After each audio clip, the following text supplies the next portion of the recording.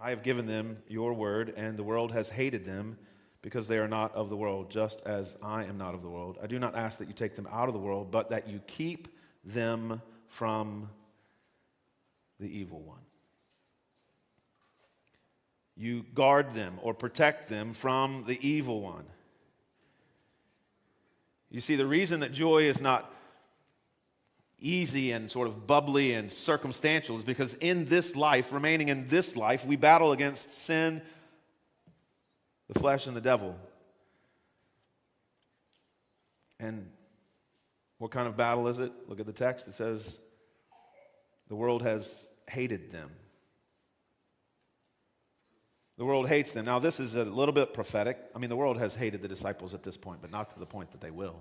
It's only going to get worse. Why does the world hate them?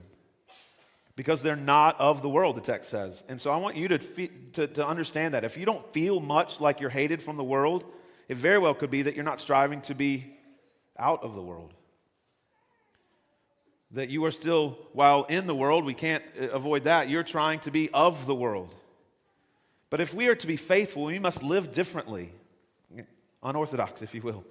In so doing, we will suffer the hatred of the world just as Jesus did. You recall John 15, he said this, if the world hates you, know that it has hated me before it hated you. If you were of the world would love you as its own. But because you are not of the world, but I chose you out of the world, therefore the world hates you. You shouldn't be shocked. You shouldn't be shocked if your worldly community looks down on you. You shouldn't be shocked if worldly governments put laws in place that are against you. You should not be shocked that the world hates you. In fact, that should only reinforce your confidence in the truth. The Bible told me the world's going to hate me. Now I'm trying to live like Christ and the world hates me. Guess what? The Bible's true. So the anticipation of persecution heats up. And Jesus prays not only for their eternal security and their perseverance and their joy, he's now praying for their earthly protection. But notice it's not just, he's not praying for their physical safety, but that you keep them from the evil one. And I think that's an overarching, the evil one and all his minions. Satan's not omnipresent. So most likely when you are feeling spiritually attacked, most likely it's not Satan knocking at your door, but it is the forces of darkness. It is the forces. It is this spiritual world is real. You are fighting against it, and Jesus knows that, and he prays for your protection. I love when I see this verse, I love to think about the exchange in heaven between Satan and the Father when it comes to Job.